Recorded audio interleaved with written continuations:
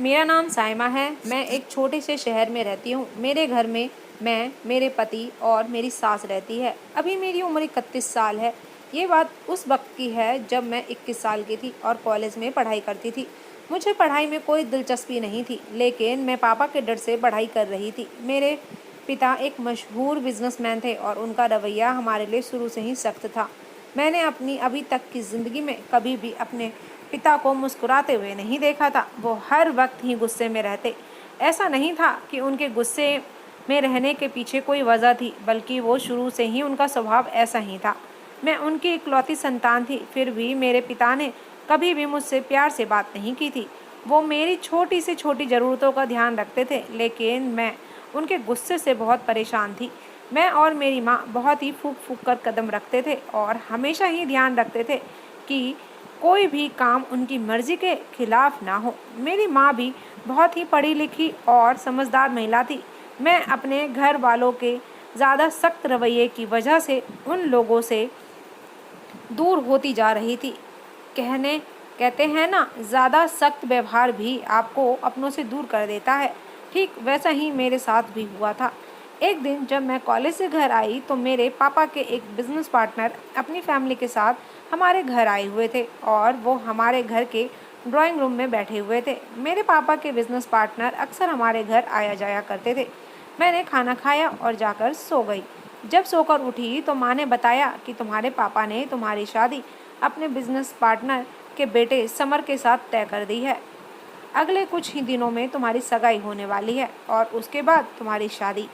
उनकी बातें सुनकर मुझे ऐसा लगा जैसे किसी ने मेरे तन बदन में आग लगा दी हो। मैंने अपनी माँ के सामने इस शादी के लिए बहुत विरोध किया, लेकिन मेरी माँ ने कहा कि खबरदार, अगर तुमने कुछ उल्टा सीधा किया तो तुम अपने बाप के गुस्से को जानती हो ना। इसीलिए तुम कोई भी हंगामा करके अपने और मेरे लिए कोई मुश्किल मत बढ़ाओ। मैं गुस्से में अपने कमरे में चली आई और अपना मोबाइल लेकर तुरंत ही अमित को फ़ोन किया। मैं रोकर उसको सारी बात बताई कि पापा ने मेरी शादी अपने बिजनेस पार्टनर के बेटे के साथ ज़बरदस्ती करवाना चाहते हैं। तुम जल्दी कुछ करो, मैं तुम्हारे सिवा किसी और से शादी नहीं करना चाहती। अमित ने मुझे बोला, तुम चिंता मत करो, मैं कुछ करता हूँ। मैं बहुत परेशान थी। दरअसल मैं अपने क्लासमेट अमित से प्यार करती थी और वो दिखने में ठीक ठाक था। उसका नाता एक मिडिल क्लास फैमिली से था, लेकिन मैं उसके लिए कुछ भी कर सकती थी क्योंकि वो बहुत ही अच्छा इंसान था। उसके घर में वो और उसकी माँ ही रहते थे। उसके पिता बहुत पहले ही गुजर चुके थे। उसके पिता का एक छोटा सा कारोबार था जिसे अमित ही संभालता था, लेकिन मुझे इस बात से कोई एतराज़ नहीं था क्योंकि मैंने कभी भी अपने पैसों पर घमंड नहीं किया था कि मैं बड़े बाप की बेटी हूँ। दिन ऐसे ही गुजरते गए और मेरी सगाई हो गई, लेकिन मैं अपनी सगाई से खुश नहीं थी। धीरे धीरे शादी का दिन भी नज़दीक आ गया। मेरी शादी से एक हफ्ते पहले अमित और उसकी माँ मेरे घर रिश्ता लेकर आए। मेरे पिता ने उनकी बहुत बेइज्जती की और उन्हें घर से बाहर निकाल दिया और मेरा मोबाइल भी छीन लिया। मैं बहुत ज़्यादा उलझन में थी कि मैं अब क्या करूं। जिस दिन मेरी शादी थी उस दिन लगभग 2 बजे मुझे तैयार होने पार्लर जाना था। माँ ने मेरी सहेली को साथ भेजते हुए कहा कि टाइम पर घर आ जाना। मैंने सहमति में अपना सिर हिला दिया। हम दोनों गाड़ी में बैठकर पार्लर के लिए निकल गई। मैंने अपनी सहेली के हाथ से उसका फ़ोन लिया और अमित को कॉल कर दिया। अमित ने पहले तो बहुत नाराज़गी जताई कि तुम्हारे पापा ने हमारी बहुत बेइज्जती की थी। उन्होंने हमारे साथ अच्छा नहीं किया। उन्हें जो बोलना था मुझे बोलते। मेरी माँ की बेइज्जती नहीं करनी चाहिए थी, लेकिन फिर भी मैं तुम्हारी खातिर सब कुछ भूल सकता हूँ। अब बताओ कि आगे मुझे क्या करना है। मैंने अमित से कहा कि अब हमारे पास एक ही रास्ता है कि हम दोनों अब भागकर शादी कर लें। मैं पार्लर में हूँ, तुम जल्दी आ जाओ और मुझे लेकर जाओ। हम आज ही शादी कर लेंगे। अमित ने बोला कि क्या ये सब ठीक होगा। मैंने कहा, सब ठीक ही होगा, तुम चिंता मत करो। वो कुछ ही देर में मेरे पास आ गया। मैंने अपनी सहेली को सब कुछ समझा दिया और मैं अमित के साथ चली गई। हम दोनों ने मंदिर में जाकर शादी कर ली और मैं उसकी दुल्हन बनकर अमित के घर आ गई। मैं बहुत ही सुकून से अपने ससुराल में ज़िंदगी गुजार रही थी। मेरी सास बहुत अच्छी थी। मेरी शादी को 6 महीने गुजर गए थे। मैंने महसूस किया था कि मेरी सास का रवैया कुछ बदलने सा लगा है। वो मुझे बार बार कहती थी कि तुम्हें अपने माँ बाप से मिलने जाना चाहिए क्योंकि तुम उनकी इकलौती संतान हो। वो तुम्हें याद करते होंगे। अब तक तो उन्हें लोगों ने तुम्हें माफ़ भी कर दिया होगा। दिन यूं ही गुजरते जा रहे थे। अब अमित का भी रवैया कुछ बदला बदला सा लगने लगा था। एक दिन अमित घर जल्दी से आ गए तो मैंने जल्दी से उनके लिए खाना लगा दिया। खाना लगाने के बाद मैं किचन में चली गई क्योंकि हमारे यहाँ सबको खाना खाने के बाद चाय पीने की आदत थी। जैसे ही मैं चाय लेकर बाहर आई तो मैंने देखा कि अमित के मुंह से झाग निकल रहे हैं और मेरी सास ज़ोर ज़ोर से चिल्ला रही थी। मैं अपने मरे हुए पति के पास जाना चाहती थी, लेकिन मेरी सास ने ये बोलकर मुझे अमित के पास नहीं जाने दिया कि तुम कातिल हो, और बार बार यही बोल बोलकर मेरी सास ने मुझे घर से बाहर ही निकाल दिया। मैं रोते हुए सड़क पर चलते ही जा रही थी, तभी मेरे कानों में किसी औरत के रोने की आवाज़ आई। उसे मदद की ज़रूरत थी। मैंने उसकी मदद की तो उसने मुझे दुआएं देते हुए घर जाने को कहा और ये भी कहा कि घर जाने के बाद तुझे तेरी खुशियाँ वापस मिल जाएंगी जो आज तक किसी औरत को नहीं मिली होगी। उसकी बातें सुनकर मुझे मजबूरन में घर पहुंची। मैंने जैसे ही दरवाज़ा खोला तो सामने का मंजर देखकर मेरे होश ही उड़ गए थे। ये क्या था? ये तो मातम वाला घर था। यहाँ तो मातम होना चाहिए था।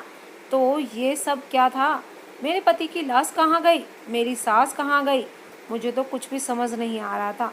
मैं जैसे ही अंदर की तरफ गुजरती गई तो मेरी सास के कमरे से बात करने की आवाज़ आ रही थी। अंदर से आने वाली आवाज़ सुनकर मुझे अपने कानों पर बिल्कुल भरोसा नहीं हो रहा था।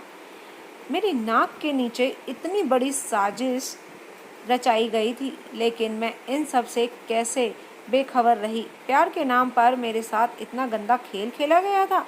मेरी सास मेरे पति से बोल रही थी कि सारी तैयारी हो गई है, तुम जाओ और उसे कहीं से भी ढूंढ कर लाओ। मेरे पति ने कहा, मैं तो उसकी नज़रों में मर चुका हूँ, वो कैसे आएगी? मेरी सास ने कहा कि वो बहुत ही भोली है, तुम उसके आगे कोई बहाना कर देना कि मैं तो बेहोश हो गया था, तो लोगों ने मुझे मरा हुआ समझ लिया था। तो मैं इसमें क्या कर सकता हूँ? अमित, तुम कुछ भी करो और उसको घर वापस लेकर आओ। तुम जानते हो ना, जिस मकसद के लिए तुमने उससे शादी की थी अब वो पूरा होने वाला है। अब उसे ऐसे तो नहीं जाने दे सकते ना बेटा। कितना इंतज़ार किया है मैंने इस दिन का। मेरी सास की अगली बात ने तो मेरे जिस्म से जान ही निकाल दी थी। मैं चक्कर खाकर फर्श पर गिर गई।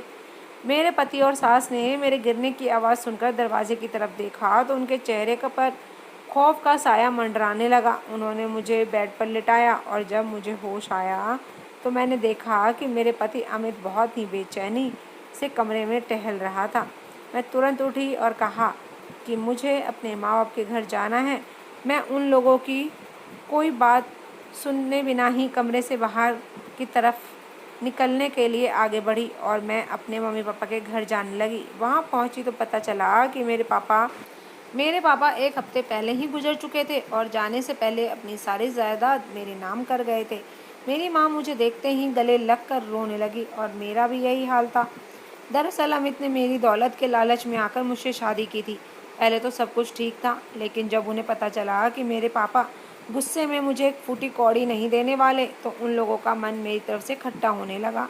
दोनों माँ बेटे मुझे घर से बाहर निकालने के लिए बहाना ढूंढने लगे थे और जब उन्हें कोई बहाना ना मिला तो मेरे पति ने मरने का नाटक रचा और मेरे ऊपर इल्ज़ाम लगाकर मुझे घर से बाहर निकाल दिया। लेकिन मेरे घर से जाते ही उन्होंने किसी के मुंह से सुना था कि मेरे पापा की मौत हो चुकी है और अपनी पूरी जायदाद वो मेरे नाम कर गए थे।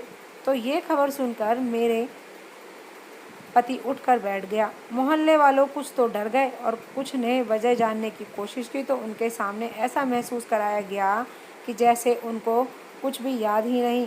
सब ने समझा कि हमारी ही गलती है, हमने बेहोशी को मौत समझ लिया। एक एक करके वहाँ से सारे लोग चले गए। मेरी सास और मेरे पति अब मुझे जायदाद के लालच में घर वापस लाना चाहते थे ताकि वो लोग मेरी सारी जायदाद अपने नाम करवा सकें। लेकिन मैंने भी अब फैसला कर लिया था कि अब मैं उन लोगों को कभी माफ़ नहीं करूँगी। लालच इंसान को कहीं का भी नहीं छोड़ता। मैंने अपनी ज़िंदगी में यही सबक लिया है।